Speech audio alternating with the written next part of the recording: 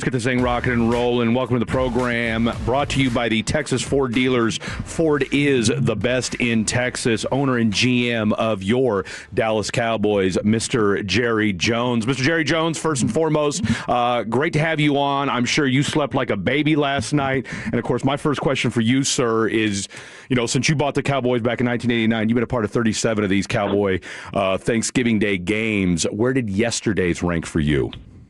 Well, I don't, being that it's this morning, I don't think there's ever been one to top it. And we've had some really momentous games out there on Thanksgiving Day, and we always are so, have got the game so built up. It's our Super Bowl for the year, really, because we get to do what we do with the Salvation Army on Thanksgiving Day, and we know we're going to be going to millions and millions of people. And so it's just a big part of what we do. I can't believe that we get the visibility that we get. I haven't heard the numbers, but we could break all records for a Thanksgiving Day, which is, other than the Super Bowl, the biggest game watched. So anyway, a lot of things going on out there, but boy, how proud I am of this team, how proud I am of the coach, head coach, coaches. It was just more than I could have imagined, really. Jerry, before we get into the nuts and bolts of the football team, I just wanted your thoughts on kind of how everything went into Thanksgiving with Post Malone being out there. We had Taylor Swift up there in the box, and just overall a Thanksgiving fiasco with their Dallas Cowboys getting a win. Well, I know this, that the Post Malone thing, for him to be the featured entertainer, and we've had a list of entertainers out there over the last almost 30 years that look like who's who of entertainment. And it's a great opportunity for them. They get to go to the entire nation. And it's such a unique audience because the principal makeup of the audience probably is not an audience that watches all the NFL games or watches games. It's just they're there. It's Thanksgiving Day. Everybody's enjoying that. Plus you have the game. And it's to me, it's a wonderful chance for an entertainer, or a wonderful chance for the Cowboys to leave an impression. Post Malone is so unique. I can't tell you what a wonderful person he is. Mm-hmm. He was raised right. And I can speak to that because his dad was in charge of all of our beverages at Texas Stadium when we were at Texas Stadium. And he would come from school, and his mom was still working, and she would work to maybe midnight. No, not midnight, but 9 o'clock at night. Well, they had a cot, had a special place set up for him, and he just grew up being raised right there in Texas Stadium.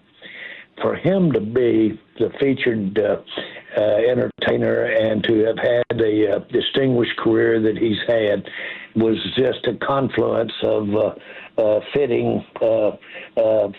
And so I'm telling you, that alone was enough to be thankful for. Jerry Jones, brought to you by the Texas Ford dealers. Ford is the best in Texas. Jerry, you guys, much was made about 18 months ago when you had your infamous, we're going all in remark, and some might argue the all in really wasn't all that in. However, when we look at what you guys in this front office has done over the last 6 months, look, it looks like your first 3 draft picks have been nothing short of long-term building blocks for this Dallas Cowboy team. You went out and basically stole George Pickens from the Pittsburgh Steelers. Quinnen Williams has been a revelation for this Dallas Cowboy team. What did you, as general manager of this football team, what did that kind of the all-in comment and the, requisite fallback, and then basically what you guys have done, oh, by the way, trading Micah Parsons, and now we're starting to see the fruits of that labor here after 3 huge wins in a row? Well, first of all, you've got to realize you just can't think about today. You really do have to look ahead, and your strategy can begin at one point and you're still executing it, let's say 12 months later. There was no doubt when we agreed and wanted to extend Dak Prescott. Mm-hmm. There was no doubt that we needed to change the makeup of what we were. And so you don't just announce the stuff in the Dallas Morning News or in the Wall Street Journal. You go about it because there's strategies. And as it turns out, an important part is not only draft picks or not only the things, consideration for trade, but an important part of this thing is how you're going to work these salaries and meld them together so that you can have a total team. When I basically traded Micah, I knew that I was trading him for as many as 5 of the kinds of players that, if there is such a thing, I don't want to demean Pickens, but 5 Pickens, because that's what we were going to pay Parsons as it relates to 5 more players. Apart from the picks that are involved, you've got to consider how you fit them in under our system. This is not necessarily financial. Picture, if you will, college and where you give scholarships. Mm-hmm. But let's say the deal was that some players you could get for 5 scholarships. Some players you could get for the normal 1 scholarship. Well, it really doesn't work that way, but you have to decide, do you want 5 for 1? Mm-hmm. And those were the decisions. Mike is a great football player, but in order to execute on where we've ended up here and hopefully will be in the future, we couldn't pay him plus keep Pickens and keep players that you want to keep in the future. So we made that decision. Micah's very impactful, but we really hadn't won with Micah. Not because of Micah. We just hadn't won because of they were able to work around us having Micah. And they ran right at him, or they basically threw the ball quicker. Those are simplistic things. And there was no question that if we could replace him with 4 or 5 top players, Pickens-type players, dare I say, name Ravel out there that could very well be one of the best defensive backs that we've had play for us. And so those guys are going to take a part of the salary cap, and that was all in the thinking with Michael Parsons. I actually tried to trade for Williams. I tried to get the Jets in training camp, period. And I was going to I wanted a 1 and Parsons for Williams. A 1 and Parsons for Williams. I thought that much of Williams. And he's showing you what he can do for a defense. And so, you'd love to have Micah. And love to have several players around, but that's not the game. That's not the system. The NFL system is built so that everybody has a chance to put equal players out there. Jerry, what changed then? Because we played that audio because we got that audio later that came out of you talking to the I think it was somebody in New York when you talked about that. Was it just the Jets basically starting out horribly that changed their mind as far as why they didn't want to do that deal with you to start the season versus why they made that deal at the deadline? Yeah, and plus they didn't have the cap room to pay Micah. Ah, okay. Fair enough. Well, Jerry, when it comes to this part of the schedule, I think even the most diehard Dallas Cowboys fans saw that you had the Eagles and Chiefs in 4 days and then the Lions following. As if the Cowboys go 1-2, that's a blessing in itself because it's a very tough part of the schedule. You are now at 2-0 versus the last 2 Super Bowl champs and have the Lions next week. What is that confidence like for you? I know you're an uber confident person in your Dallas Cowboys, but in that locker room especially for this to be a playoff team. Well, you've asked the right question. Not what it is to Jerry, but what it is to those players. And I can tell you right now, that level of confidence, you can cut it with a knife. It's so thick in there. They are emboldened, and that is the way it goes. That's what happens when you start winning. Just as when you start losing, you can lose some of that. It's called momentum in a simplistic way. But there's no question. You can see us just like straightening up, having maybe been bent over, and all of a sudden looking around, and I can do this. And I know when I was a senior in college, we barely won games. And then we came to Texas to play the number one team in the nation, the Texas Longhorns. And we barely had won our games. And we go down there and we win. And Darrell Roy went for two, and Ernie Coy didn't get the ball, and we won. And we had beaten the mighty University of Texas. We went home, those little pigs of Arkansas. We were never scored on again. We're the only undefeated team in the country and won the national championship. It really inspired me to be talking to you on the phone today.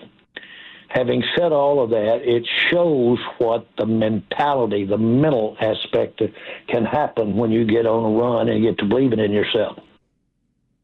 Jerry, one thing that has been talked about when it comes to you and you being GM is that, how much does he let his coaches do their thing, and how much, autonomy does he give them? And that was one of the things that people push back on. Well, that's why he hired Brian Schottenheimer, because, he wants to have his hands in everything. But it just feels like with Brian Schottenheimer, and look, I'm a Chiefs fan, so I grew up watching his dad, that he does have this kind of old school approach that you don't necessarily see in newer, younger coaches. And what is kind of what is your relationship with Brian Schottenheimer, and how much do you let him do his thing?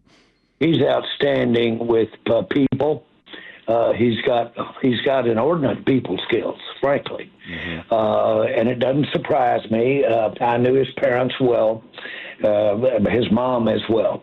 And they enjoy really exceptional people skills, really can communicate. He's 50 years old. Had been in the NFL for almost 30 years and sat around that kitchen table with his father, one of the greatest coaches of all time. Mm-hmm. All he has been around is NFL football. He passed on a head coaching opportunity when he was maybe 33, 34, and he regretted it. But here you have somebody that has all of this intellectual experience and knowledge, and he's been on 6 different coaching staffs in his career, plus grew up with one of the greatest. Now here you got somebody 50 years old that has never done it. I'm going to tell you, when you've never done it, when you're trying to prove something, when you're trying to show yourself and the world, that's a heck of an advantage. Don't ever forget it. The first time out trying to prove it. On top of that, you've got all of this wealth of experience.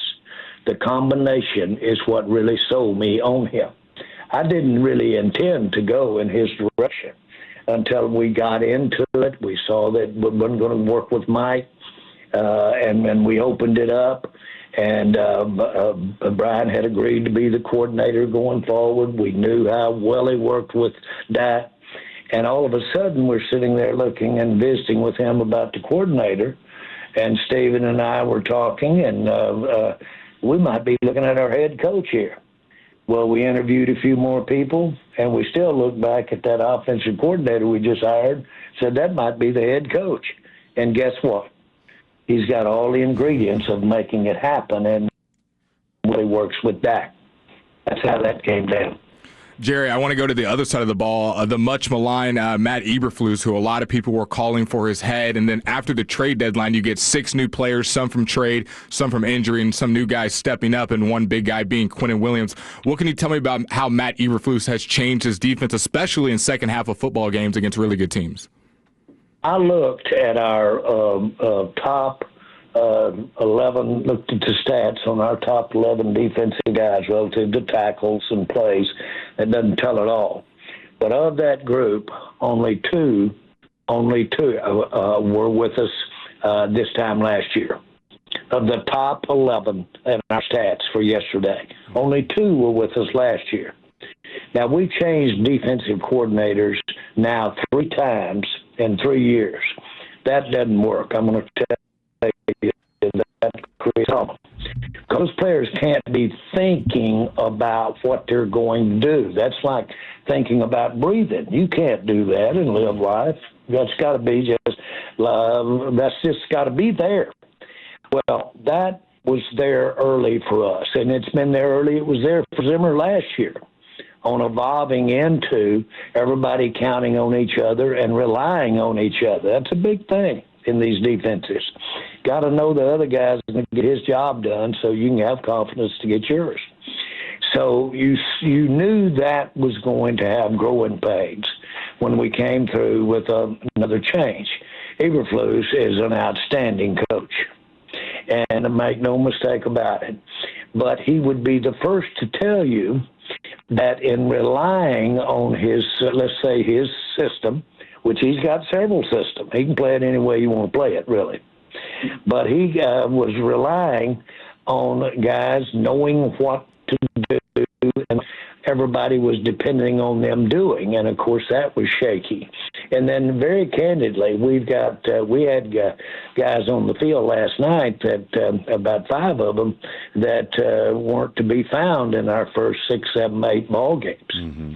So we have dramatically changed the talent composition out there, plus more, just as important, we have changed the reliance on each other, the execution of which has to evolve. And when you come in fresh players, new players, as well as new coaches, that's a big challenge. And, of course, if you look from last year's coaching staff to this year's coaching staff, it's been a complete change, really, overall. A couple of the coaches are there that were there. And, of course, Brian is not only calling the plays, which he hadn't been doing, but he's head coaching the team.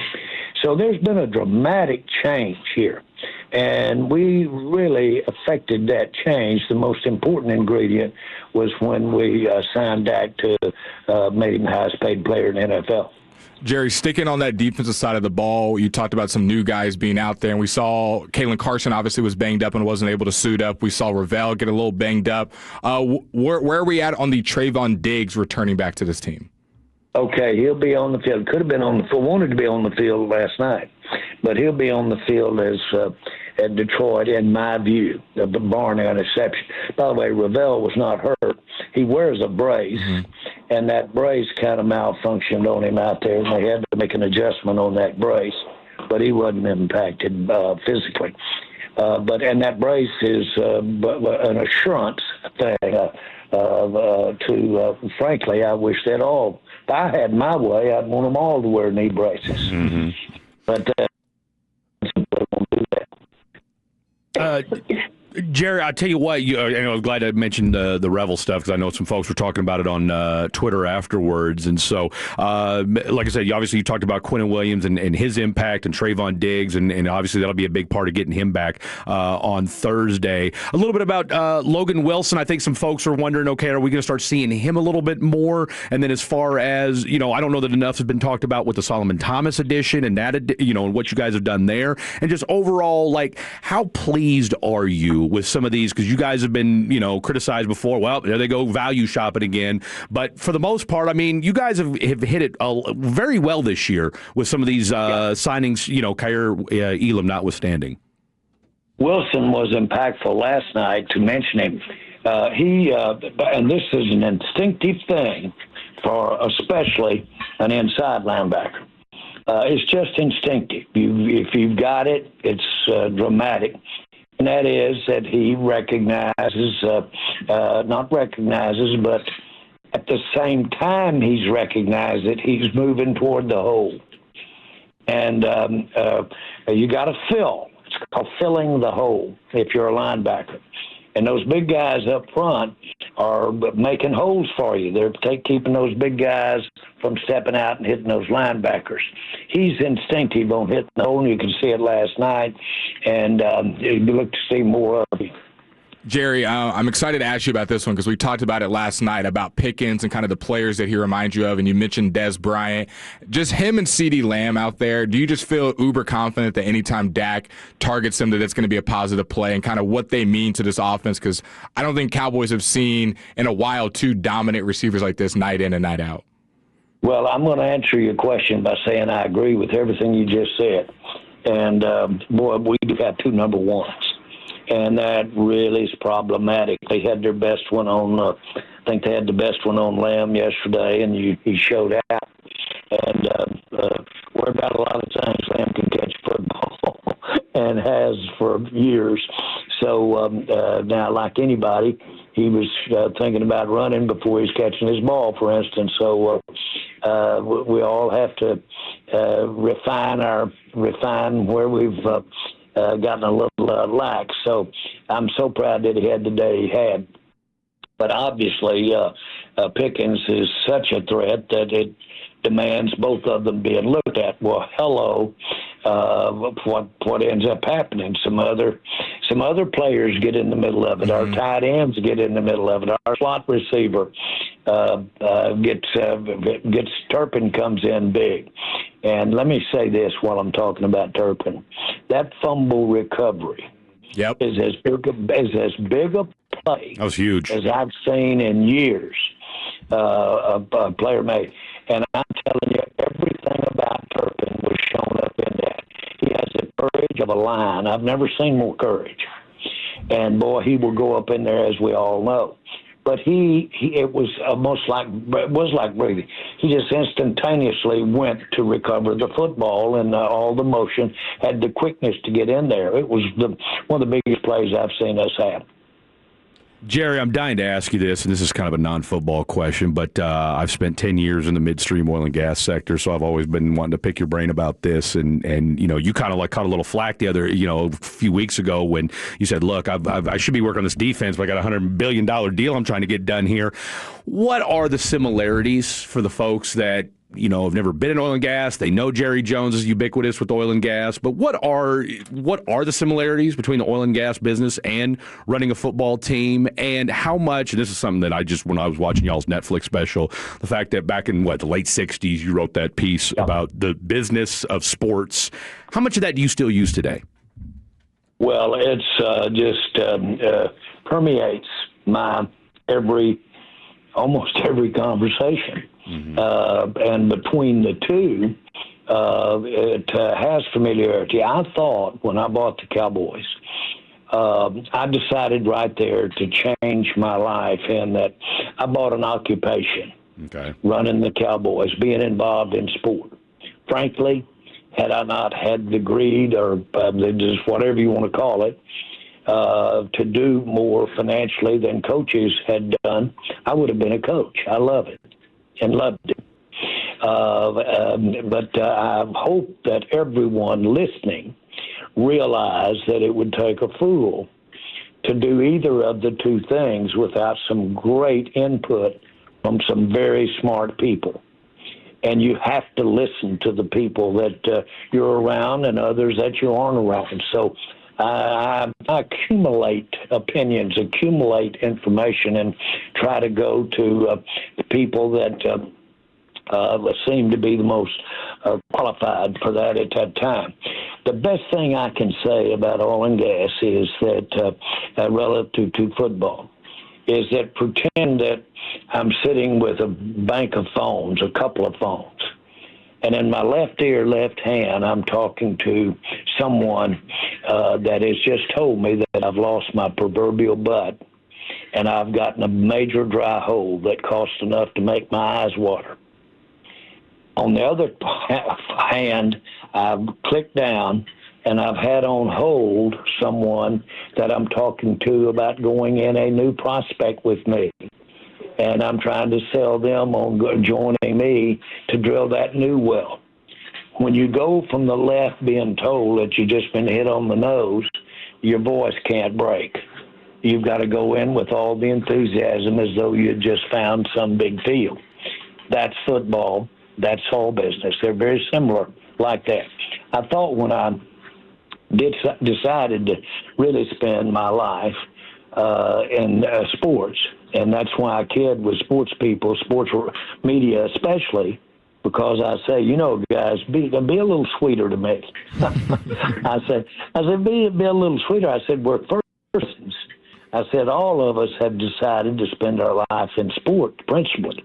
And so we got a lot in common. Well, that doesn't get me very far, but I feel that way. We do have a lot in common.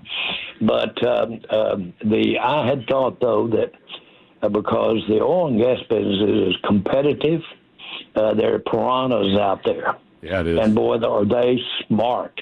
And they will get you, and they'll get your money. I thought I might get bored when I got over into really full-time sports and all the things that were involved. I had no idea that it would evolve into where it is today with all of the issues of teams and the kinds of decisions we make and, frankly, the money that's involved. It's been the last thing from making me have cabin fever about getting over into competition. But you think it's competitive on the football field? Get over in that oil and gas business, and you'll come out of there with nothing but, if you will, get out with the shirt on your back. Jerry, I'll get you out of here with this open-ended question. What do you have to say to all the fans that are listening right now after 3 big wins and headed to the Lions next week? Well, I'm so happy for you. You can't imagine how important you are in thinking on every decision I make. And I happen to understand. Tex Schramm once told me, I was riding along with him and just met him, and I said, Tex, I wouldn't be sitting with you had you not done such a great job making the Cowboys America's team. And I was riding shotgun, and we rode along about another quarter. And he finally said something. And he looked over at me, and he said, this would be a hell of a business, Jerry, if you didn't have to play them football games. Think about that a minute. I said, what in the world? What kind of answer is that? I know exactly what he's talking about today. And so to that end, I'm excited for you, our fans, through you, our fans. And this is what you deserve. And I'll assure you that I've not lost 1 ounce of, as a matter of fact, I've gained on it. And you'd be shocked at the kind of check I'd write if I knew it'd get us the Super Bowl.